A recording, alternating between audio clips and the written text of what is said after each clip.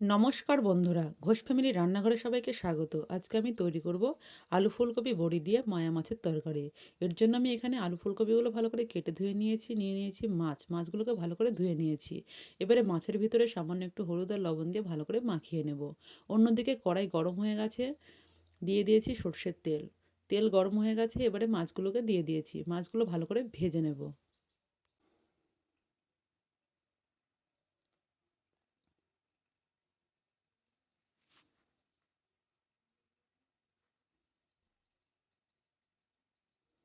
মাছগুলো ভাজা হয়ে গেছে, এবার আমি তুলে নেব।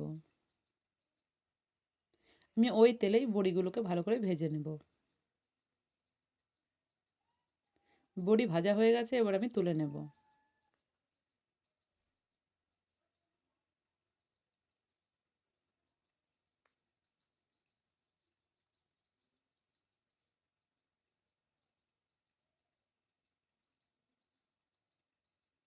এবারে কড়াইয়ে তেল দিয়ে দিয়েছি ফুলকপি ও আলুর ভিতরে একটু লবণ আর হলুদ দিয়ে ভালো করে ভেজে নেব।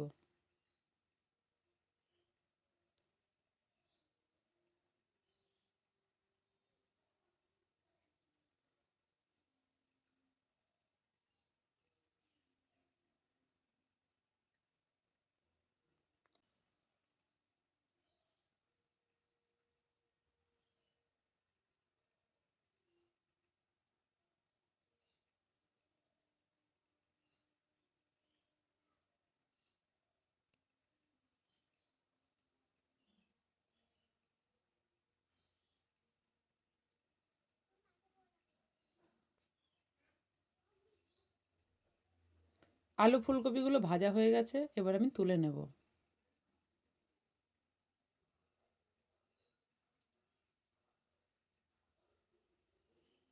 এবারে কড়াইয়ে তেল দিয়ে ফোড়নে দেব গোটা জিরে, তেজপাতা ও শুকনো লঙ্কা।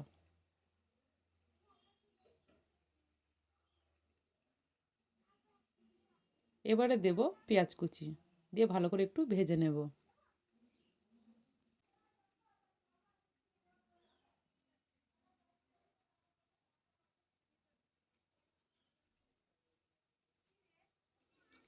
পেঁয়াজ ভাজা হয়ে গেছে, এবারে দিয়ে দেবো পেস্ট করা মশলা।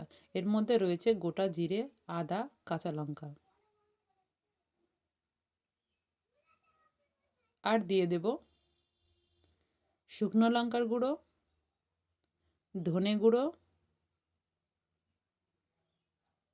কাশ্মীরি লঙ্কার গুঁড়ো,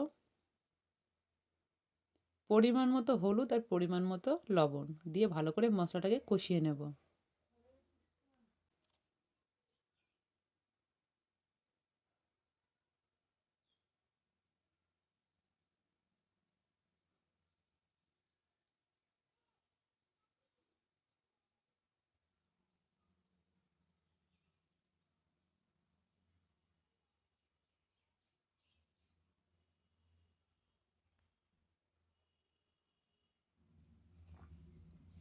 দেখুন মশলা কষানো হয়ে গেছে, এর ভেতর দিয়ে দেবো ভেজে রাখা ফুলকপি, আলু ও বড়ি।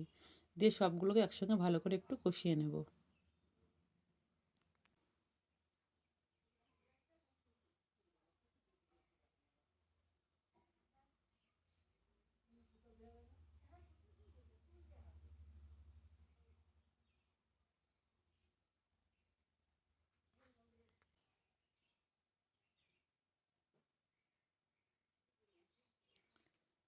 কষানো হয়ে গেছে, এবারে আমি দিয়ে দেব পরিমাণ মতো জল, দিয়ে একটু নেড়ে চেড়ে ঢাকা দিয়ে দেব।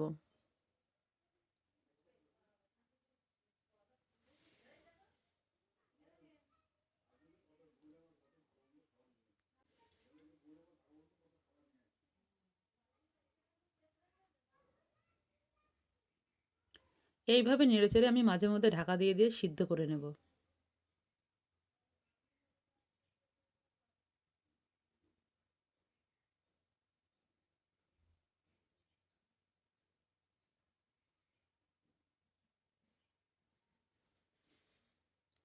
ফুলকপি আলু সিদ্ধ হয়ে গেছে, এর ভেতর দিয়ে দেবো ভেজে রাখা মাছগুলোকে, দিয়ে একটু নেড়ে চেড়ে ঢাকা দিয়ে দেবো।